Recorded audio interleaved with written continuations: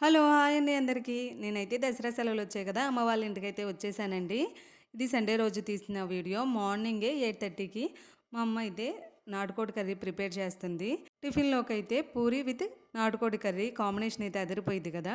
మా అమ్మ అయితే నన్ను గాని, మా చెల్లిని గాని ప్రిపేర్ చేయమంది కర్రీ. లేదమ్మా నీ చేత్తో చేస్తేనే ఆ టేస్ట్ బావుండిద్ది నాటుకోడి కర్రీ. నువ్వే ప్రిపేర్ చెయ్యి అంటే, మా అమ్మ అయితే ఇంక స్టార్ట్ చేసేసింది.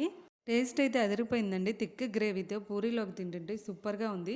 మరి మీరు కూడా నచ్చితే ప్రాసెస్ చూసేయండి. ముందుగా అయితే ఆనియన్స్, పచ్చిమిర్చి చక్కగా నూనెలో వేగిన తర్వాత మనం కడిగి పెట్టుకున్న నాటుకోడి కూడా యాడ్ చేసుకొని నూనెలో వేగనియ్యాలి. తర్వాత ఉప్పు, కారం అలాగే పసుపు మన టేస్ట్‌కి తగ్గట్టు యాడ్ చేసుకోండి.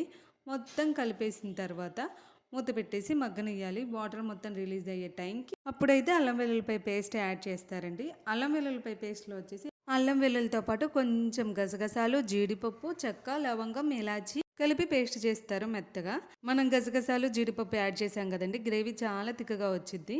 కొంచెం అల్లం వెల్లుల్లిపాయ పేస్ట్ కూడా వేగిన తర్వాత 2 పండిన టమాటాలు ప్యూరీగా చేసుకొని అది యాడ్ చేసుకున్నారు.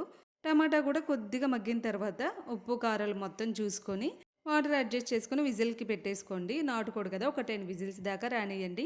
మాకైతే ఒక 7 విజిల్స్‌కే ముక్కయితే బాగా ఉడికిపోయింది. లిడ్ ఓపెన్ చేసి చూస్తే చూసారా ఆయిల్ బాగా పైకి తేలింది కదా! ఇంక మా చెల్లయితే టేస్ట్ చేస్తుంది ముక్క ఉడికిందా లేదని. సూపర్ సాఫ్ట్‌గా అయితే ఉడికిపోయిందండి.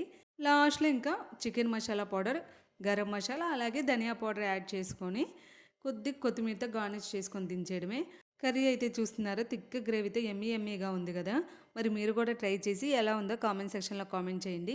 వీడియో మీకు నచ్చితే గనుక మన ప్రీవియస్ వీడియోస్ కూడా చూసి సబ్స్క్రైబ్ చేసి మీ ఫ్రెండ్స్‌కి షేర్ చేయడం అస్సలు మర్చిపోవద్దండి. ఇంకా అంతే వీడియో. By by.